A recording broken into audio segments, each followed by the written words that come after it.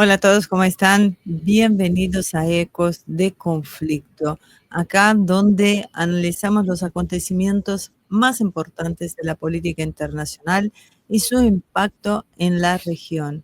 Hoy, por supuesto, vamos a hablar sobre un cambio de poder que está reconfigurando el tablero global, la llegada de Trump a la presidencia de Estados Unidos. ¿Qué implicancia tiene esto para el mundo y especialmente para nosotros? Para abordar este tema, como siempre, contamos con la presencia de Marcelo Ramírez, analista geopolítico, quien nos va a ayudar a entender los movimientos detrás de las decisiones y estrategias que empiezan a delinear lo que va a suceder en el mundo. Así que, Marcelo, ¿cómo estás? Bienvenido. Bien, ¿qué tal? Estamos en un periodo absolutamente crítico, que es bueno comenzar a explicar y tratar de poner las cosas en su lugar para poder seguir los acontecimientos. Entonces, tal vez es una buena oportunidad para hacer un pequeño resumen de lo que estamos viviendo y agregar algunas otras informaciones. Bueno, muy bien. Vamos a arrancar entonces con el tema de hoy, diciendo lo que para nosotros era muy claro, ¿no? Finalmente llegó Trump a la presidencia, aunque todavía no asumió y puede pasar muchas cosas. Era esto lo esperado por nosotros, ¿verdad? Sí, no, es una pregunta tramposa, podríamos decir. ¿Por qué digo tramposa? Porque que gane Trump en esa parte estamos de acuerdo. Todo el mundo pensó, todo el mundo, pero nosotros creíamos que Trump era el político más popular y que ya hasta le habían robado las elecciones de hace 4 años, en el año 2020, se acuerdan la serie de irregularidades y problemas que hubo. Sin embargo, también teníamos muchas dudas sobre las posibilidades de que Trump realmente llegue al poder. Acá tenemos que ir viendo qué es lo que pasa. Porque Trump, acordémonos que tuvo ya 3 intentos de asesinato, tuvo muchísimos problemas legales, intentos de proscripciones, o sea, realmente no le han allanado el camino. Entonces, la verdad no teníamos seguridad de que llegue, y de hecho seguimos sin tenerla, porque todavía no asumió, y con solo recordar que John Fitzgerald Kennedy había intentado tocar algunos intereses de lo que conocemos como el Deep State y cómo terminó, uno hace que se ponga en guardia, que esté alerta. Por otro lado, nos resulta asombroso, podríamos decir, la pasividad del globalismo. Eso es lo que a mí más particularmente me ha llamado la atención. Es como que hicieron todo lo posible hasta el día de la votación, pero después no sabemos bien por qué razones y por qué hubo una avalancha realmente de votos a favor de Trump y excedió y por mucho lo que podían manejar a través de estas maniobras que a veces en elecciones reñidas pueden volcar para un lado o para el otro los resultados, ¿no? Yo creo que a Trump ahora le viene el verdadero desafío de gobernar por un lado y esperemos que se pueda mantener, sostenerse a lo largo del tiempo y que no acontezca algo extraordinario que lo deje fuera del poder. Por ahora parecería como que la estrategia de globalismo va por otro lado, que indudablemente no se han animado a dar ese golpe interno, miedo a una guerra civil, no sé, esto es materia de especulaciones, pero lo que es cierto es que, han reconocido el triunfo de Trump a regañadientes, pero lo reconocieron, y si bien ya anuncian una masiva marcha sobre Washington, también tengamos en cuenta que esto era lo mínimo que se espera que hagan, ¿no? Esto no sería suficiente como para poder afectar la marcha de las elecciones. Y hay un tema más que yo creo que es para tener en cuenta, es que Estados Unidos puede dar sorpresas. Recordemos lo de Floyd y el estallido de Black Lives Matter, eso sucedió prácticamente, podríamos decir, de un minuto al otro, se incendió el país y esas fuerzas siguen latentes estuvieron en silencio durante los 4 años de Biden, porque evidentemente son las fuerzas de choque del globalismo. ¿Y cómo vos describirías a Trump en este momento? O sea, ¿es un revolucionario, un rupturista o simplemente otro miembro más de las élites? Bueno, alguien que tiene 1.500 millones de dólares al menos en su fortuna, no es uno más. Es probablemente parte de una facción. Si no la integra él mismo, por lo menos representa los intereses de un sector de las élites estadounidenses. Eso está bastante claro. Creo que hay que empezar por entender esa situación. Estados Unidos está dividido, fracturado, pero yo no me refiero a la sociedad en sí, sino a los grupos de poder, aquellos que realmente toman las decisiones en el país. Bueno, ellos han determinado de alguna manera que había un modelo de globalización y por otro lado había otro modelo que ya no era de globalización, sino era de volver hacia atrás, tratar de volver a Estados Unidos productivo y que tiene que ver con una cierta tendencia aislacionista que ha tenido un sector de Estados Unidos durante toda la historia de su propio nacimiento. Cada vez que Estados Unidos fue a una guerra mundial me refiero, fue empujado por lo que hoy podríamos considerar sectores globalistas.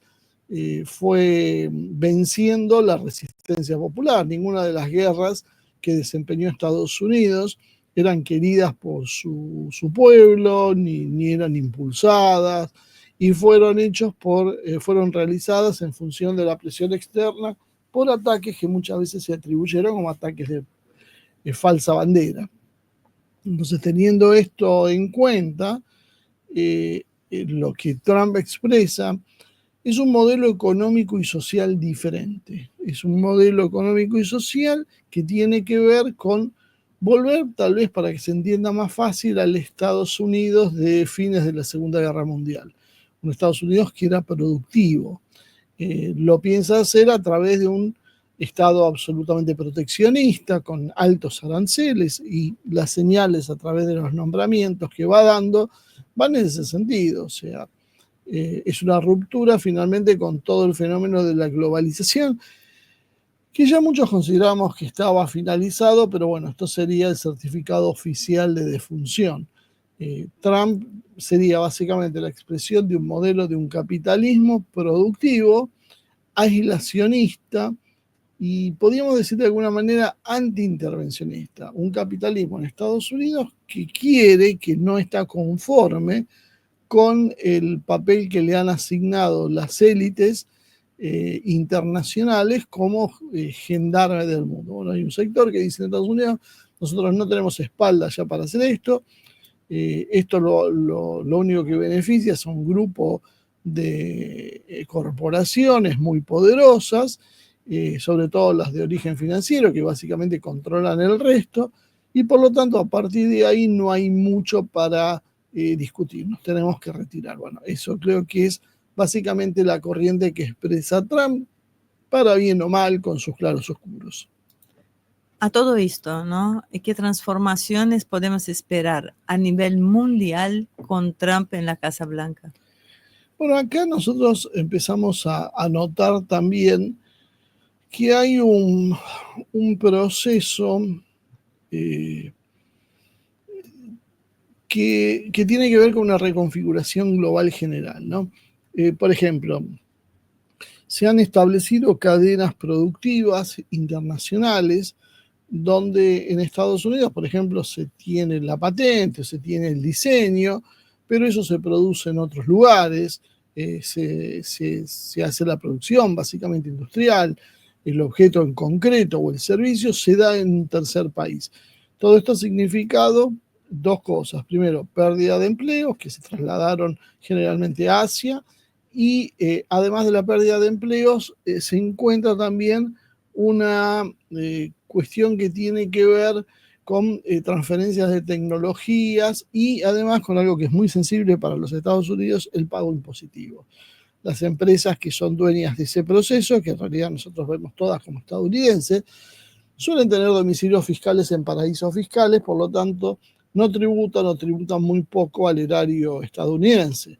Por lo tanto, vemos que han hecho grandes negocios, se han enriquecido en las últimas décadas. Sin embargo, Estados Unidos está cada vez más pobre, representa la mitad hoy de lo que representaba hace 4 décadas atrás o 5 a nivel mundial. Llegó a representar prácticamente el 50% del PBI mundial y hoy no llega a una cuarta parte de ese PBI y en descenso. Esto fue la señal de alarma que forzó a ir en esta situación, ¿no? Entonces vamos a ver si Trump pone en marcha sus políticas, un Estados Unidos que se cierra sobre sí mismo, que comercia con los demás en función de sus propios intereses y deja de tener esos programas intervencionistas, que en Estados Unidos lo ven como programas de ayuda, en otros países lo ven como programas de intervención y de sumisión, pero que en definitiva no les sirven ni a los países que explotan ni a los propios Estados Unidos, porque quienes se benefician de eso son las corporaciones que, como decíamos antes, tienen domicilios fiscales en otro lado, están muchas veces hasta allá fuera de la jurisdicción estadounidense, y que lo único que hacen es poner sus funcionarios en el gobierno de Estados Unidos para que cada una de las medidas que se tomen sea de acuerdo a sus beneficios. A partir de esa situación llega Trump con la idea de cambiar la forma productiva en los Estados Unidos y lo quiere hacer a través del proteccionismo, obligando a que lo que se consuma en Estados Unidos mayoritariamente se fabrique en Estados Unidos. Eso creo que es la clave de todo. No tiene que entender la mentalidad de los Estados Unidos. Ellos piensan, el ciudadano medio estadounidense, que básicamente ellos trabajan y tienen riquezas y que los asiáticos, ahora los asiáticos, pero también los europeos, les terminan robando. Que ellos son demasiado solidarios y que se meten en cuanto país hay en el mundo para llevarle democracia, y eso tiene un costo que lo pagan con sus impuestos y no lo quieren hacer más. Por eso yo hablo de una segunda lectura. Todos sabemos que esas son intervenciones militares para conseguir negocios. Pero como en definitiva el ciudadano de a pie en Estados Unidos tampoco se beneficia de eso y si lo hacen un grupo de corporaciones, bueno, esta situación se ha tensado hasta el punto máximo. Otra cosa que vamos a ver es el repliegue de lo que conocemos como las políticas woke. No digo desaparición, porque muchas de estas se financian con fondos internacionales que todavía van a seguir existiendo, por países de la Unión Europea y mucha fundación privada y ONG sostenida por las corporaciones que enfrentan a Trump en este modelo porque su negocio precisamente es la globalización. Esas políticas woke, entre ellas ahora la cuestión del cambio climático, que ya vemos señales muy fuertes de que se está desmantelando, es lo que vamos a ver. Ya había una cierta tendencia, porque yo creo que habían saturado las capacidades que tenían las sociedades occidentales de absorber tanto cambio, y ahora finalmente se produce, podríamos decir, el desmantelamiento final de eso. Se van a mantener, pero ya no van a conseguir imponer leyes, modificar legislaciones y todas las cosas que hemos visto en los últimos años, lo cual significa, por un lado, un respiro y por otro lado, la posibilidad de reacomodar el campo popular en otros países y redefinir contra qué se lucha y por qué es lo que tiene sentido y lo que no. Y como por último, otra cuestión que seguramente veamos marcada es una reorganización del ejército de los Estados Unidos. Las Fuerzas Armadas estadounidenses se van a reconfigurar para tratar de ser más provechosas, para que ese mega presupuesto que manejan se concentre en mejorar realmente las cuestiones. Veremos cuánto se puede luchar contra el complejo militar industrial que infla los precios y produce mal y caro. Estados Unidos tiene que cerrar, para la óptica de Trump, muchas de las bases internacionales, lo cual también es todo un desafío, porque tiene que ser una retirada ordenada para que Estados Unidos y el propio mundo también no se suman en un caos, porque, bueno, no hay espacios vacíos en política, alguien los termina por ocupar, y eso puede devenir en luchas y a veces inclusive una salida abrupta tampoco de todo el mundo sería una solución viable por lo que podía llegar a desatar. Entonces tiene que haber una desescalada ordenada para que las cosas se vean desde otra manera. bueno, eso es lo que por lo menos se planifica. Vamos a ver qué hace. Ahora, Estados Unidos, que antes era abanderado del libre comercio, pega un cambio brusco y vira al proteccionismo, mientras que China, comunista, se erige como el campeón del libre comercio. ¿Cómo se explica todo estos cambios que estamos viendo? Yo creo que acá se prenden fuego todos los manuales de política, de sociología y todo lo que básicamente te enseñan en las universidades y buena parte de lo que hacen los análisis políticos actuales. Ya lo creo. Sí, claro, porque es una realidad contundente, pero que hasta ahora parece que nadie quiere aceptar. Ya lo es, pero lo va a ser mucho más. De hecho, lo fue. Estados Unidos fue un país proteccionista toda la vida, pero siempre nos vendieron que era librecambista, precisamente porque le interesaba en esa etapa a Estados Unidos estar a favor del libre cambio porque ellos se habían desarrollado. Entonces, si yo tengo una escala de producción mayor, de mejor calidad y más barata, yo quiero que se negocie abiertamente. En cambio, si yo lo que tengo es la necesidad de desarrollar un mercado, bueno, mi problema es inverso. Estados Unidos se encontró ahora con un gran problema. China lo superó. China es más eficiente para producir que Estados Unidos, más allá después de lo que digan las estadísticas, la productividad por hombre y demás, la realidad es muy clara, la venimos viendo desde hace décadas, no es un fenómeno circunstancial. Estados Unidos crece a un ritmo mucho menor que el que crece China. Todo Occidente crece a un ritmo mucho menor que el que crece China, por lo tanto, China recorta distancias con Estados Unidos y de hecho lo ha sobrepasado en capacidades económicas. Yo creo que inclusive medida correctamente, que es por paridad de poder adquisitivo, la economía en China ha superado largamente a la de Estados Unidos. Todavía, bueno, hay otra forma de medirlo y de calcularlo que dicen Estados Unidos es la primera economía del mundo. Pero bueno, esto sería esa cuestión debatible, pero la realidad es que si no es ahora, lo va a ser dentro de pocos años, pero Estados Unidos no puede sostener el ritmo de China. Por lo tanto, hay que cambiar el juego. Y esto transforma las situaciones. Estados Unidos pasa a ser entonces, curiosamente, el revolucionario y China el conservador. Y esto que espanta a mucha gente que se guía por etiquetas, es una verdad también de apuños, porque revolucionario es el que cambia las cosas de raíz, mientras que el conservador es el que intenta mantener el status quo. El problema es que con este modelo Estados Unidos está perdiendo, por lo tanto necesita cambiarlo, necesita revolucionarlo. Y China está ganando y va a ganar la partida, por lo tanto, ¿qué necesita? Mantener esta estructura. Por esta cuestión es que China, por ejemplo, se ha proclamado, y ya lo hizo en la primera gobernación de Trump, como el paladín del libre comercio. Iba a la OMC a decir, bueno, hay que estar a favor de la globalización, el libre comercio, y algunos no terminaban de entender, porque China ganaba con ese proyecto.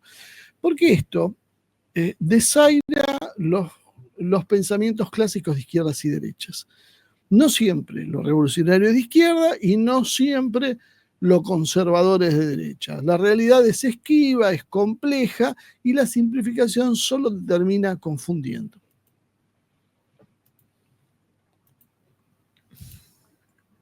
Bueno, te voy a tener que traer a la Argentina. Es una pregunta casi obligada, dadas las condiciones actuales y cómo es el presidente Milei, ¿no? Un acérrimo admirador de Trump, que habla de combatir al comunismo, a los zurdos, pero su política es ultra aperturista, más cercana al modelo chino que al modelo estadounidense. ¿Cómo encaja esto en el escenario global, en exactamente esto que estás evaluando y analizando ahora? Bueno, ¿cómo encaja esto en el escenario global? Milei, entendámoslo como que no es alguien muy serio. O sea, cualquiera que haya tenido la oportunidad de viajar el último año al exterior se va y hablado de temas políticos, gente más o menos que está interiorizada en estos temas, verán que te miran con una especie de curiosidad y te lo califican muchas veces como excéntrico. Esa fue la palabra que varias veces escuchamos en distintos países para calificar su política, ¿no? Él es básicamente una pata más del sistema, ¿no? Los libertarios en realidad son parte del sistema. Si ustedes prestan atención, van a notar que muchas veces ellos hablan y utilizan una palabra que es social comunismo. Y uno a veces no le presta atención a estos detalles, pero es importante porque al decir social comunismo, lo que están diciendo es que es un comunismo social, de una forma que lo desligan de la cuestión económica. Las ideas woke, que son las que profesa el progresismo de la izquierda, básicamente no son ideas comunistas. Y acá es donde viene el tema, porque cuando uno plantea y cuando ellos mismos entran en contradicción, ¿por qué? Porque, no sé, el Che Guevara era manifiestamente homofóbico para los estándares actuales, o en la Unión Soviética se tildaba de capitalistas decadentes y aburguesados a quienes promovían ese tipo de prácticas y se los podía enviar a un campo de reeducación. Hoy la izquierda asume esas ideas como propias. ¿Realmente la izquierda alguna vez tomó esas ideas como propias? Yo creo que no. Creo que salvo algún hecho aislado, podríamos decir, algún pensamiento propio, nunca la izquierda ha tomado como características propias lo que son las ideas woke. Y las ideas woke en realidad han nacido del liberalismo, el liberalismo extremo, porque el liberalismo no reconoce límites a su propia voluntad. El liberalismo te lleva a tomar decisiones en función de la voluntad propia por encima de cualquier otra cosa. Por lo tanto, uno empieza a encontrar ahí la idea precisamente de que la derecha, o sea, el liberalismo, capitalismo, era eminentemente un sector de cambio, era un sector apegado a las prácticas liberales, libertarias, y la izquierda privilegiaba la cuestión más social, comunitaria y más conservadora. Esto es un poco lo que sucede en la historia, más allá de después que tengamos alguna diferencia puntual en alguna cosa. Entonces, el capitalismo es el desprendimiento de ese pensamiento. Y por lo tanto, como es absolutamente liberal en lo económico, tiene que ser forzosamente liberal en lo moral. No cabe la idea de decir esto está bien o está mal en la mentalidad de un liberal o un libertario. Lo que tiene que ser es un pensamiento individualista, hedonista y materialista. Porque el liberal en realidad no reconoce límites a su voluntad, se guía por sus placeres inmediatos y lo obtiene a través del materialismo de las cosas, que básicamente es lo que le interesa, de la materia. No hay espacio para otras cuestiones más de corte espiritual. Por ende, el capitalismo tiene esa imposibilidad de mutar y dejar de ser liberal si trata de ser capitalismo, porque va en contra de su esencia. Cuando cambia eso, ya estamos hablando de otra cosa. Ahora, como vos bien dijiste, ¿no? Según tu análisis, nosotros vivimos en un mundo donde la izquierda adopta ideas liberales como propias y revolucionarias, mientras que estas parecen pertenecer, según lo que vos mismo dijiste, a la derecha capitalista. ¿Cómo se construyó esta paradoja? Es básicamente una trampa, ¿no? Que amenazaba al capitalismo que había triunfado contra todo. La izquierda, porque no había otra cosa, porque inclusive hasta los fascismos habían sido derrotados.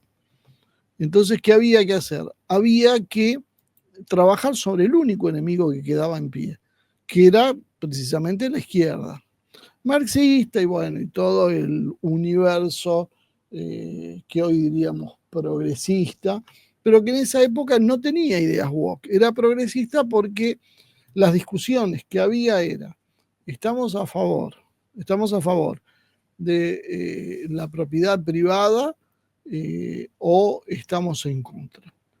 Y si estamos, y después cuál era el mecanismo de lucha. Tenemos que hacer una revolución y sacarle a los capitalistas sus medios de producción y socializarlos, o tenemos que hacer un avance más lento y gradual. Bueno, básicamente eso fue lo que se discutió en la primera mitad del siglo XX. A nadie se le ocurrió hablar de luchas de minorías de género y esas cuestiones que aparecieron después.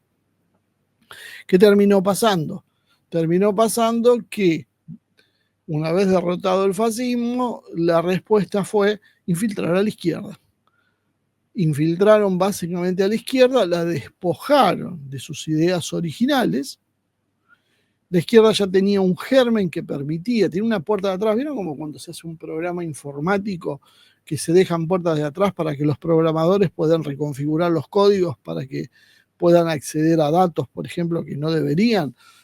Bueno, a la izquierda, al marxismo, le dejaron una puerta trasera. Esa puerta trasera fue la cuestión religiosa y las nacionalidades. Un error que cometen precisamente los bolcheviques. Cuando vos intentás ir contra algo tan básico como la idea de la religión, vos vas en contra de tu propio pueblo. Entonces, tarde o temprano vas a generar tensiones porque el hombre no puede vivir sin la idea de trascendencia. Esto lo hemos hablado muchas veces.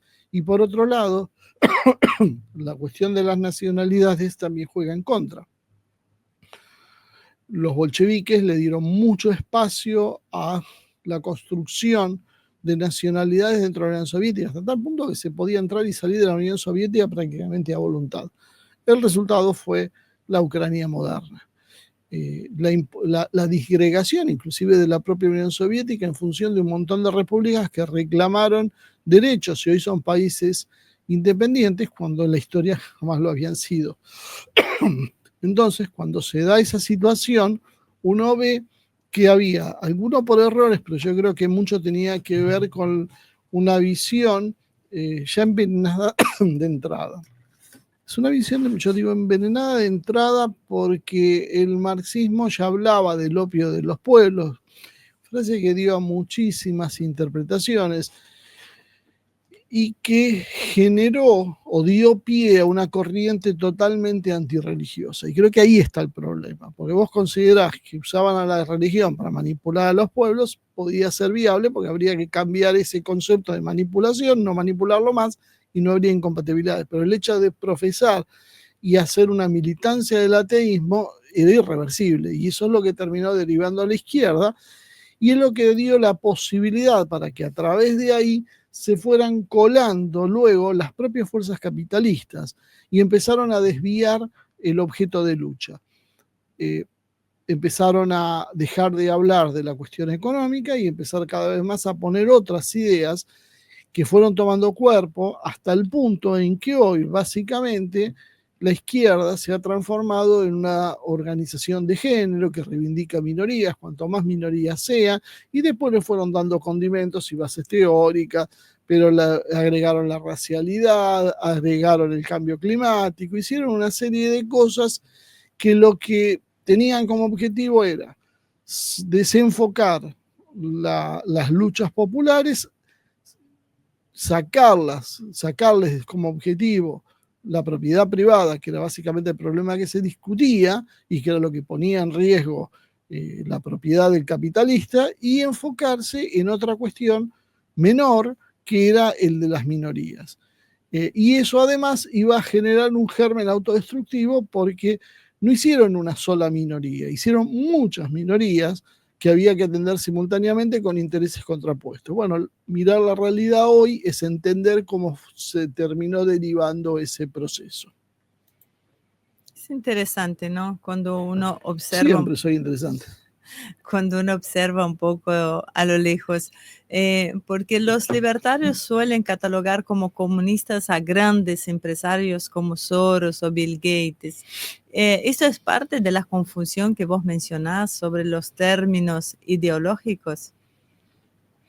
Sí, en definitiva sí, porque como te decía antes, la confusión viene cuando vos usas términos como social comunista. ¿Qué significa ese social comunista? Cuando se habló en la izquierda realmente dura de principio del siglo, por ejemplo, de social comunista. ¿Será comunista o no será social comunista? O sea, el concepto era social, sí, pero no se referían a las ideas woke que aparecieron después. Cuando aterrizan y pasan a tener protagonismo las ideas woke, lo que pasa a ser es un componente ideológico.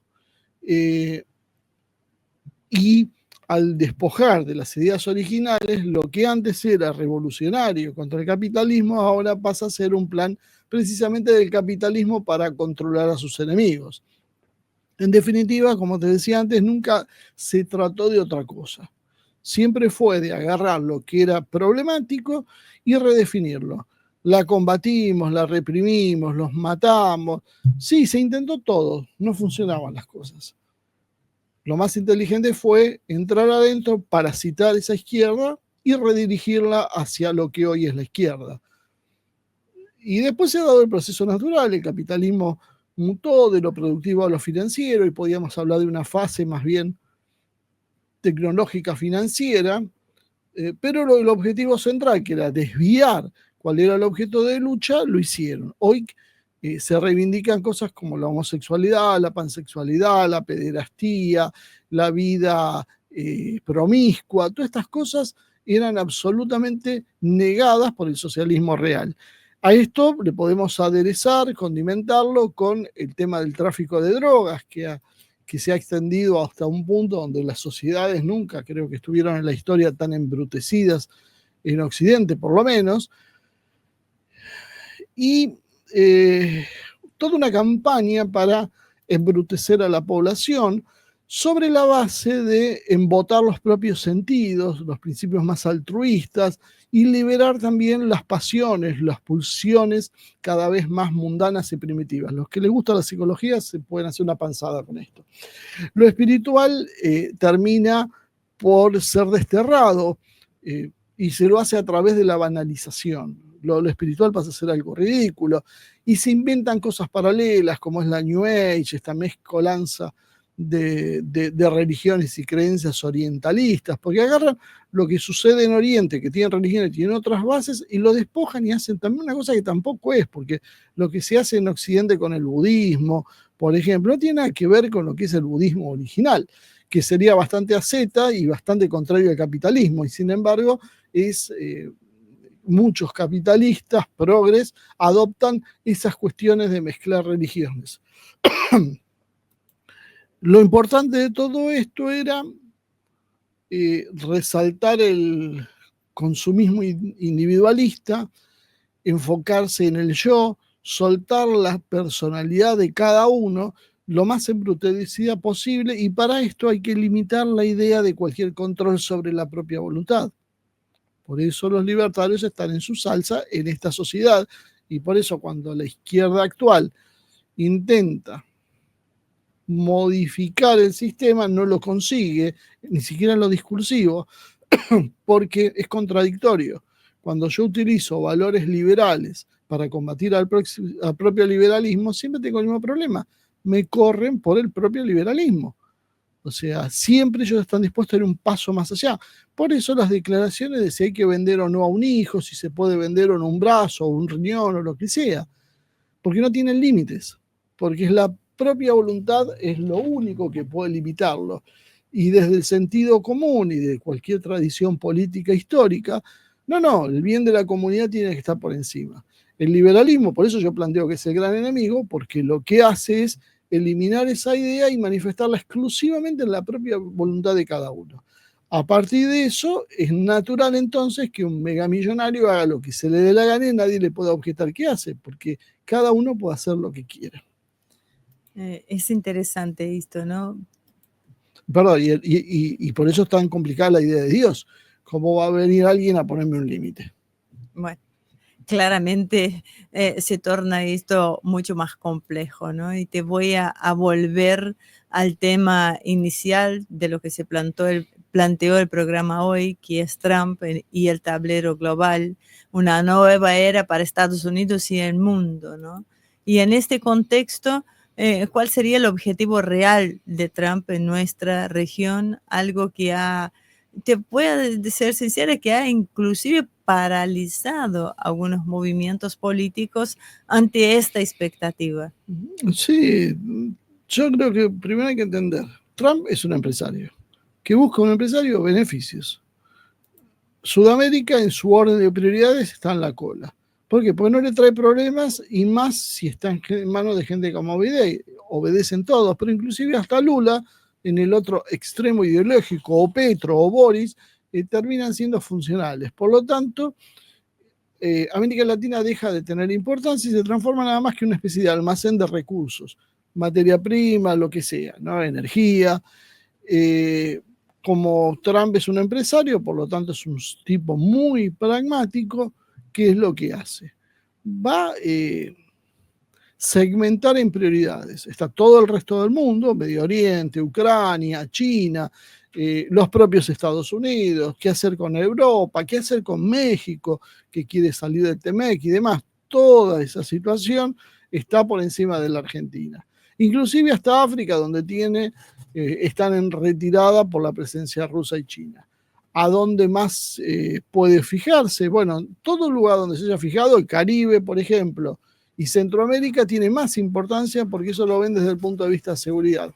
A todo esto, ¿qué es lo único que queda por encima de esto? Bueno, Sudamérica. Sudamérica queda al fondo y dentro de Sudamérica, ¿quién es la economía más importante, el país más numeroso? Brasil. Bueno, Brasil está antes que la Argentina. En Brasil intentarán negociar con Lula y si Lula no termina de obedecer mucho, aunque Lula sabemos que es bastante pragmático, terminarán buscando volver con Bolsonaro, buscar a alguien del entorno de Bolsonaro y poner un gobierno otra vez que no haga demasiadas olas. Si el de Lula se le ocurre hacer otro, pero yo creo que dadas las piruetas que hace Lula es muy probable que reconsidere su posición y vuelva a acomodarse a la sombra de Estados Unidos. Con respecto a Milei, bueno, básicamente es, como decíamos al principio, un tipo excéntrico de un país subdesarrollado, el último país del mundo, cuando vos mirás que está más lejos, bueno, ahí está Milei. No lo toman en serio. Encima su personalidad es la de un payaso, simplemente basta ver lo que hizo en la cumbre, esta que fue, esta convención, le tuvieron que apagar el micrófono porque se había excedido en el tiempo, después se puso a bailar solo como un desaforado, con un grupito de seguidores de él en el medio de la reunión, y vos veías como todos lo miraban, como llegó el salvaje este, che, y miralo, saquéle una foto y después vas a ir a contar, mirá con quién estuve, ¿te acuerdan del loquito ese que está en el sur? Sí, eso es lo que inspira. Ahora, ¿alguien va a negociar con alguien con esas características? No, ¿quién va a poner plata en un país donde el presidente hace esas cosas? Te van a poner plata para especular, pero nada que sea algo sostenible. Y el destino de Milei es el de siempre, es el mismo que va a tener Zelensky. Cuando se acabe su popularidad, cuando se pase su cuarto de hora, cuando la gente se canse del ajuste y su mentira, simplemente le van a soltar la mano y van a poner a otro que vuelva a hacer de vuelta el mismo papel. El ciclo se repite y una y otra vez lo que van cambiando son las cosas. Y en definitiva, y pensémoslo desde el punto de vista pragmático, ¿para qué vos le vas a hacer concesiones a un tipo que no te pide nada a cambio y solo se arrodilla ante vos? Qué detalle. Ese sí que es un detalle que uno no puede pasar por alto. Y además voy a remarcarte, en el caso de Argentina, cómo puede Milei equilibrar las necesidades del país frente a las expectativas de potencias como China y Estados Unidos. Y hasta me animaría a agregarte Rusia también, ¿no? Yo creo que ahí está mal encarada la pregunta. Hoy. Porque vos estás pensando en función del país. Milei no piensa en función del país. Perdón, el grave error de mi parte, pero exacto, bueno, lo reconsidero.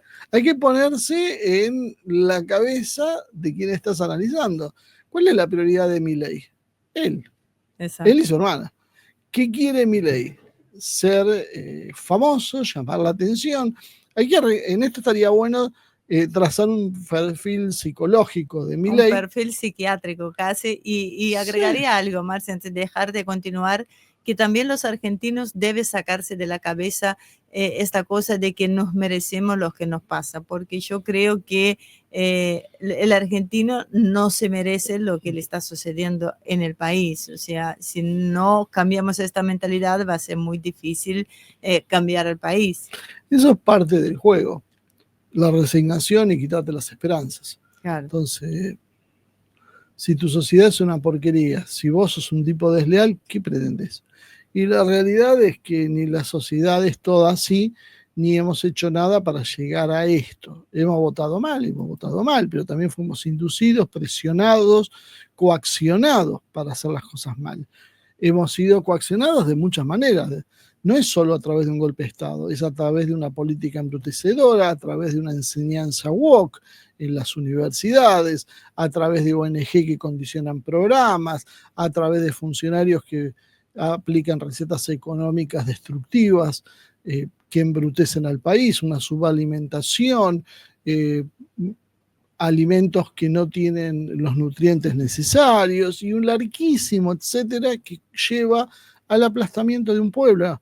En algún momento hasta se ha teorizado que, por ejemplo, el hecho de no comer carne influye también en la reacción de la gente. Los suelen ser más pasivos aquellos que no son carnívoros. O sea, fíjense hasta dónde hay implicancias, que después no sé cuántos serán ciertas o no, pero que hay muchas herramientas para actuar sobre un pueblo. Entonces llegamos a ese punto que vos decís, ¿por qué? ¿Qué hicimos? No hicimos nada, o sea, nos hicieron esto porque eran más poderosos y bueno, pudieron imponer sus criterios. Y Milei no ayuda. ¿Por qué no ayuda? Porque, como te decía antes, solo tiene intereses personales. Él es una mezcla de un divo y un pragmático. ¿Por qué digo esto? Un divo porque es un personaje que se disfraza, que trata de llamar la atención, de ser el centro de las miradas, pero a la vez es un pragmático, porque se hace el loco cuando a él le conviene, pero cuando a él no le conviene es pragmático.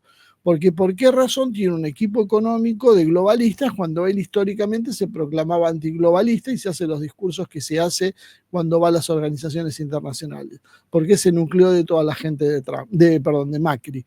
No es porque no tiene gobernanza, porque podía haber buscado una alianza de otro tipo, podía haber gobernado con decretos. Si tenía todo el Congreso en contra, pero sus políticas hubiesen sido favorables para la sociedad en su conjunto, serán políticas nacionalistas, iba a tener apoyo igual y podía haberse impuesto por decreto, no va a ser el primero que lo hizo. Bueno, indudablemente no fue el camino que él eligió lo peor de lo peor de la famosa casta para que gobierne con él.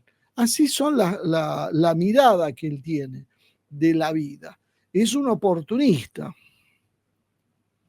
Entonces, ¿qué es lo que puede conseguir? Algún guiño de Trump, durar unos meses más, algún año más, pero no puede salir de esa trampa. Y en definitiva va a terminar haciendo lo mismo que hacen todos, lo mismo que hizo desde Cristina hasta Macri. Cambiar y condicionar su propio gobierno, sus intereses, los intereses nacionales por los extranjeros. Desde Cristina a Macri, todos terminaron subordinándose a los Estados Unidos. ¿Por qué? Para luego no ser perseguidos sus familiares, para no terminar en prisión, para que no los maten, para lo que sea. Pero lo hicieron. O sea, eso es un hecho, lo hicieron. No importa si tenías razón, ¿qué harías vos en lugar de él? Bueno, es otro tema ese. Hacerlo, lo hicieron. Por lo tanto, el resultado es que Milei va a terminar haciendo lo mismo. Milei no tiene conciencia. Aparte, ya de por sí tiene poca empatía. Entonces, ¿qué va a pasar? Por ejemplo, ¿hay que romper con China porque hay que tener apoyo de Estados Unidos? Bueno, va a romper con China. Pero Estados Unidos no le da plata, entonces arregla con China. Sí, pero bueno, ahora subió Trump y Trump no va a ver bien y justo tenía que ir al lugar que lo había invitado. Bueno, entonces rompemos de vuelta con China. Esa es la política de la Argentina, no es más profunda que esta. Es improvisar constantemente y de un lado para el otro. Y bueno, lo que termina pasando es que finalmente va a terminar haciendo lo que Estados Unidos quiera a cambio de conseguir unos dólares para llegar él al final de su mandato y patear los problemas para el próximo. El próximo que venga se tendrá que hacer cargo, que es lo que hicieron también los anteriores. Todos patearon el problema para después y todos agarran y te dicen, uy, la herencia que recibí. Ya conocemos la historia. Y Trump lo va a dejar hacer. Probablemente si necesita, va a sacarle las cosas que él necesite, va a evaluar si conviene sostenerlo dándole unos dólares o lo deja caer y pone una cara nueva.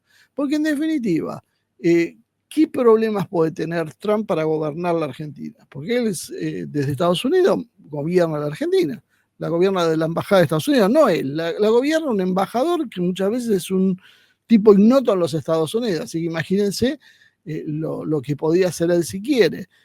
¿Qué diferencia puede haber si se va Milei y sube mañana Massa, Kicillof, Larreta, Macri o cualquiera de ellos? Cualquiera de los que nos ha gobernado hasta ahora. ¿Usted piensa que va a haber alguna diferencia? No, no va a haber matices. Va a haber un discurso distinto, una impronta de su personalidad, pero nada más, el plan económico va a ser el mismo, o sea, no va a ser ninguno.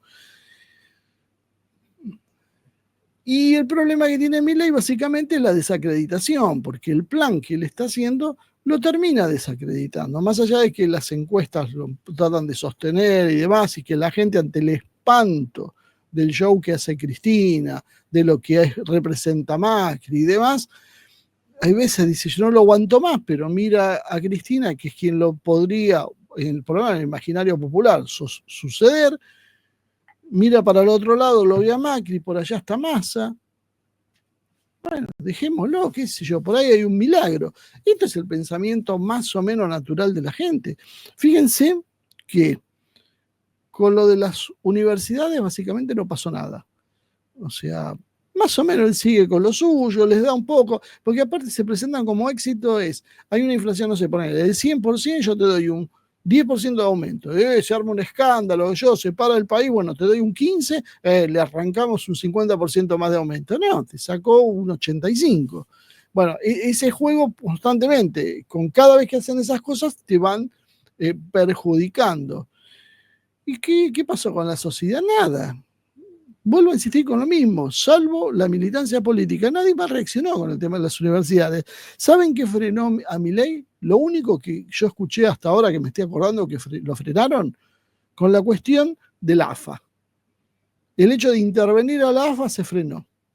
¿Por qué se frenó y no pone sociedades anónimas? Porque alguien le dijo, está bien, es un negocio, hay varios cientos de millones de dólares ahí en juego, pero no. No, porque la reacción, la gente está muy en contra, los clubes están en contra, y a ver si Messi te saca un Twitter diciendo que está mal lo que estás haciendo y lo que están interviniendo. A ver si la selección se te pone mal.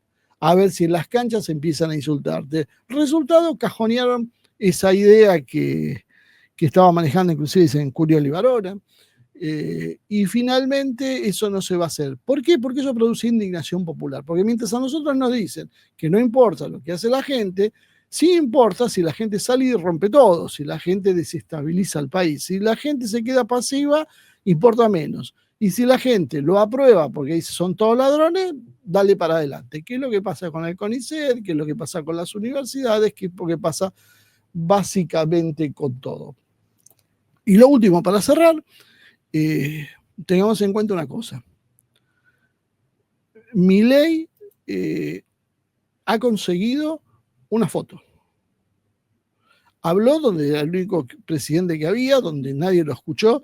Trump llegó al final del discurso, por lo visto, donde le apagaron el micrófono y donde se rieron de él. Él pretende un tratado de libre comercio con Estados Unidos. ¿Lo puede hacer? Bueno, vamos a ver cómo lo concilia, porque la política de Trump es la contraria, porque Trump está ahorrando dólares y porque Trump no quiere competencia en Estados Unidos. Cuando hable de un tratado de libre comercio, va a ser maravilloso, pero van a decir, sí, pero exportaciones de carne, productos agropecuarios, lo que la Argentina es competitiva, eso queda fuera. ¿Qué es lo que hizo la Unión Europea? Porque Argentina en esas áreas es muy competitiva y los agricultores de Estados Unidos, los productores de Estados Unidos van a decir que no. Y ahí se termina toda la competencia. Entonces, si firmamos un tratado de comercio, nos va a tocar lo peor. No vamos a entrar con nuestros productos y directamente van a eliminar lo que nos queda de nuestra industria. Y acuérdense, ¿quién va a invertir en un país donde el que gobierna es un excéntrico? Qué complicado que estamos, Marce. Eso que decías a un principio y en algún momento que debemos mantener la esperanza y que debemos estar un poco atentos porque es justamente esto lo que nos están rompiendo, ¿no? Nos están quitando del equilibrio. Bueno, ya nos estamos quedando sin tiempo. La camiseta no se mancha, no se metan con el fútbol porque ahí la cosa se complica mucho. Ojalá también la gente se concientizara que así como sale para festejar el fútbol, debería salir para defender a su propia patria, ¿no? Porque en definitiva estamos todos complicados con ese tema. Así que bueno, Marce, muchísimas gracias. Como siempre, me gusta que estemos de regreso acá en Ecos de Conflicto. Gracias por esta reflexión tan compleja, tan profunda sobre el panorama internacional, las implicancias para nuestra región. Lo que sí nos queda claro es que vivimos en un mundo donde las líneas entre ideologías y estrategias políticas, por supuesto, se desdibujan y entender estas dinámicas, lo que está sucediendo en el mundo, es fundamental para no quedar atrapados en discursos vacíos, ¿no? Y quedar atrapados en la vergüenza que dio el presidente con Trump en esta reunión. Esto sí es realmente tremendo. Así que nos estamos viendo en la próxima entrega. Muchísimas gracias.